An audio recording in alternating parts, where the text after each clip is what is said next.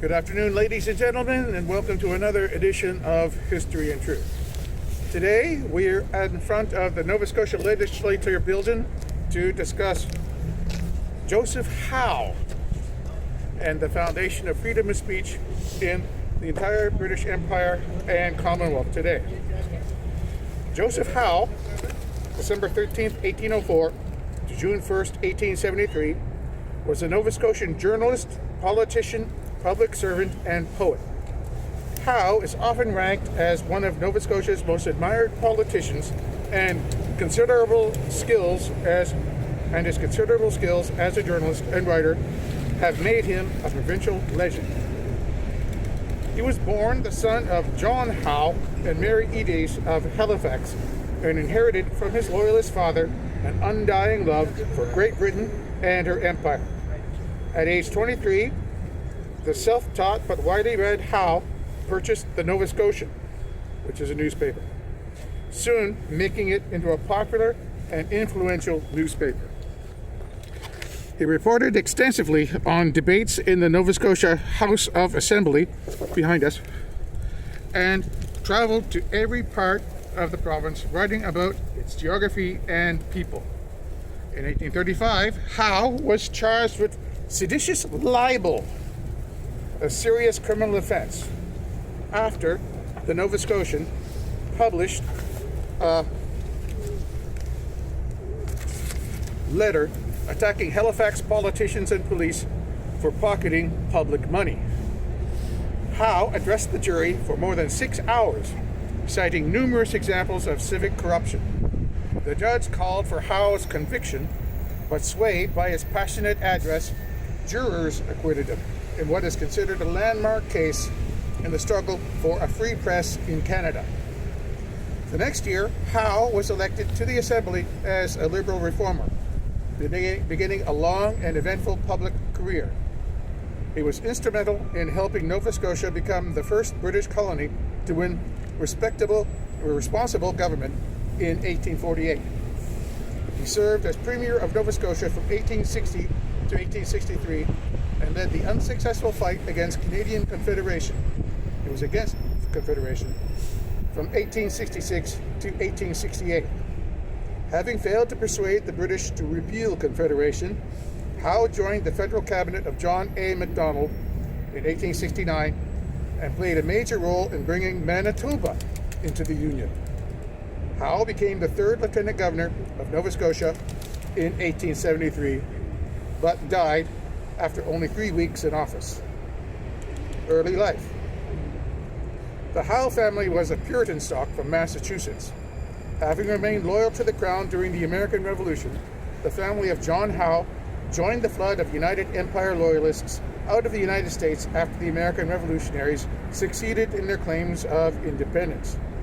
John Howe arrived at Halifax in 1779 and set up a printing shop, where he published the first issue of the Halifax Journal on December 1780. In 1801, Howe was rewarded for his loyalty by appointment as the King's Printer, and in 1803, he became Deputy Postmaster for Nova Scotia, New Brunswick, and Prince Edward Island. In 1798, John Howe was married to Mary Edith, and their son Joseph was born at Halifax on December 13th, 1804. Joseph was John's 8th child and Mary's 2nd. John's first wife, Martha Min, died from complications following childbirth. Like many lads of the time, Joseph Howe attended the Royal Acadian School before beginning an apprenticeship, which he served at his father's printing shop starting at the age of 23. He married Catherine Ann Susan McNabb on February 2nd, 1828. That same year, he went into the printing business himself with the purchase of the Nova Scotian, a Halifax newspaper. Howe acted as its editor until 1841, turning the paper into the most influential in the province. Not only did he personally report the Legislative Assembly debates in its columns, he also published provincial literature and his own travel writings, using the paper as a means for educating the people of Nova Scotia and himself. His name ranks as perhaps the greatest in Canadian journalism. Libel trial. This is John C. Haliburton, 1801 to 1884. He challenged Joseph Howe to a duel.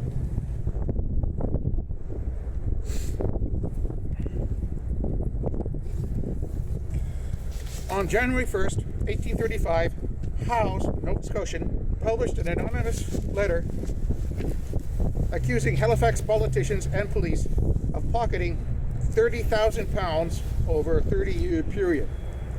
The outraged civic politicians had Howe charged with seditious libel, a serious criminal offense. Howe's case seemed hopeless since truth was not a defense. The prosecution had only to prove that Howe had published the letter. Howe decided to act as his own lawyer. For more than 5 hours, he addressed the jury, citing case after case of civic corruption.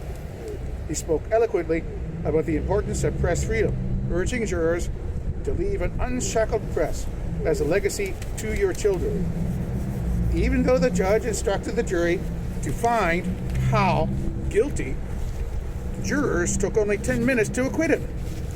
The decision was a landmark event in the slow evolution of press freedom in Canada. Brenton Haliburton presided over the libel trial of Joseph Howe. The outcome of the trial and Howe's writings in the Nova Scotian so enraged Haliburton's son, John C. Haliburton, that the son called Howe out for a duel. The duel took place on March 14, 1840, at Point Pleasant. When Haliburton missed with his shot, Howe eloped, deliberately missing by firing his gun in the air. The last lethal duel in Nova Scotia took place in 1819, in which William Bowie was killed. Political career. Eventually, Howe decided to run for office in order to effect the changes he championed in his newspaper. He was first elected in 1836, campaigning on a platform of support for responsible government. Howe initially proposed only an elected legislative council, but he was quick to agree with the concept of a fully representative government. He was suspicious of formal political parties, feeling that they were too restrictive. It was, however, largely his doing that members favoring liberal principles were able to dominate Assembly from 1836 to 1840.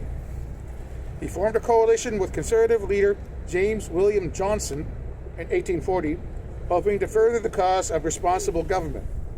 Howe held the office of Speaker of the Assembly in 1841 and Collector of Excise for Halifax in 1842.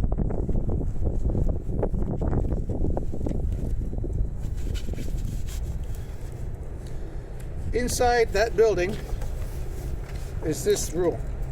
This is the House of Assembly in Province House behind us. Joseph Howe's picture is on the left, and James William Johnson is on the right. The left is Joseph Howe, and Premier Johnson is on the right.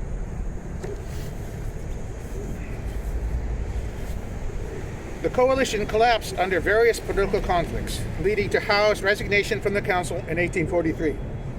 The promotion of political ideas in his newspapers were rewarded with a 7-seat Liberal majority in the 1847 election. This led to the formation of the first responsible government in Canada in January 1848, while James Uniacke was officially the premier. Many regarded it as Joseph Howe's ministry. Howe assumed the post of provincial secretary, adapting existing institutions to the new system of government. He also began a campaign of railway construction, resigning as provincial secretary in 1853 to become Nova Scotia's first chief commissioner of railways. As commissioner, he oversaw the initial construction of the Nova Scotia Railway. In addition, Howe was involved with recruiting American troops for the Crimean War. These activities left him with little time to campaign in the 1855 general election, which he lost to Charles Tupper in Cumberland. This election also led to conflict with Catholic members of the Liberal Party because Howe had ridiculed their religious doctrine. This resulted in a Liberal defeat in 1856. The Liberals did not return to power until 1860, at which time Howe became provincial secretary. When the Premier, William Young, was appointed as judge later that year, Joseph Howe assumed the leadership of the party and therefore became Premier. He served as Premier until 1863, when he accepted the position of Imperial Fisheries Commissioner. The Confederation debate.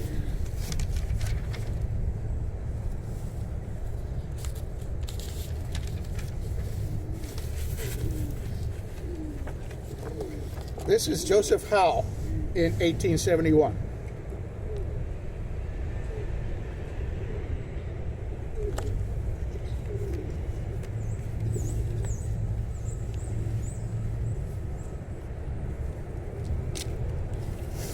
Howe's fisheries duties prevented his attendance at the Charlottetown Conference. By the time he returned to Nova Scotia in November 1864, the Quebec Conference had taken place, and the Quebec resolutions widely disseminated. He had no chance to influence their content. He led Nova Scotia's anti-Confederation movement, believing the Quebec resolutions to be bad for the province. Because he was still linked with the imperial fishery, he expressed his initial opposition anonymously through the Botheration Letters, a series of 12 editorials that appeared in the Morning Chronicle between January and March 1865. This was the extent of his participation in the Union debate until March 1866. He learned that Charles Tupper planned to force the Confederation resolution through his legislature. When he failed to prevent passage of the resolution, Howe began a vigorous campaign for repeal by delegations to London and then publishing a variety of anti-Confederation papers and pamphlets. This strategy failed to prevent the Imperial Parliament enacting the British North America Act in 1867. Nova Scotians elected 18 out of 19 anti-Confederation candidates as members of the First Dominion Parliament. Joseph Howe led the anti-Confederates in the House of Commons of Canada, where he made a speech about his opposition to Confederation. Having failed to win repeal of Confederation in 1868, Howe recognized the futility of further protests. He refused to contemplate secession from the Canadian Confederation, nor American annexation, because of his loyalty to Britain. He ran in the great Hants County by-election of 1869 to create better terms for Nova Scotia within Canada, rather than continue to seek repeal of Confederation. The Great Hants Campaign of 1869 was very difficult and compromised Howe's physical health. Many Nova Scotians continued to support the anti-Confederation efforts, but the Hants County electorate continued to support Joseph Howe.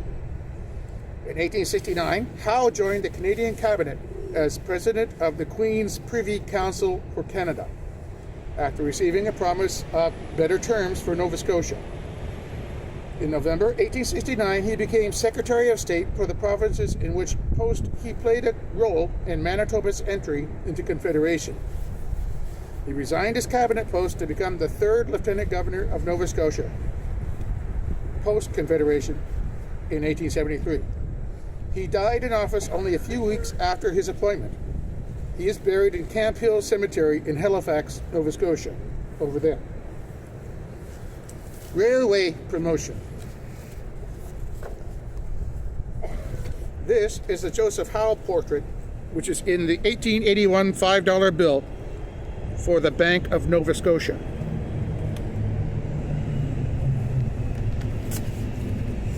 In 1854, he resigned as the provincial secretary in order to head a bipartisan railway commission. Due to the cost of the project, it was never fully completed. However, Howe was successful in completing lines from Halifax to Windsor. This railway enabled Halifax to monopolize the trade of Minas Basin because it passed through the land between Halifax and Hants County. This wealth helped the Midland counties improve their economic stability. Due to the economic benefits being realized in Halifax, Howe even proposed the creation of a hotel to attract wealthy travelers using the railway. However, this was never built.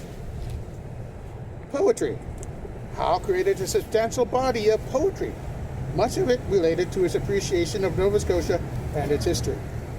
While he had published some poems during his life and had been preparing others for publication, it was not until a year after his death that his family made them public through the publishing of poems and essays.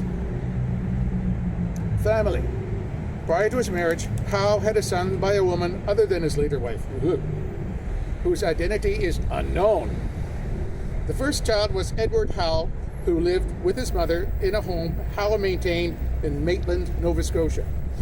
Joseph Howe later married Catherine Susan Ann McNabb, daughter of Captain John McNabb of the Nova Scotia Regiment of Fencible Infantry. On February 2nd, 1828, she was born in 1808 in the barracks at the entrance to the harbor of St. John's, Newfoundland, where her father was in command of the troops. She lived with her father on McNabb's Island, which had previously been occupied by her uncle, Peter McNabb. In Joseph Howe's Poems and Essays, Montreal, 1874, there are two poems addressed to his wife. Towards the close of her life, the legislature of Nova Scotia granted her a small pension. She died in Dartmouth, Nova Scotia on July 6, 1890, and is buried alongside her husband at Camp Hill Cemetery in Halifax. Legacy.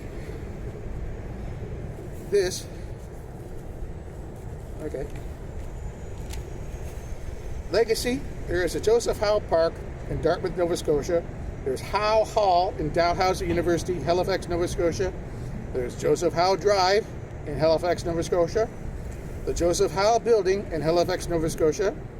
Joseph Howe School, Halifax, Nova Scotia. And Joseph Howe Falls in Victoria Park, Truro.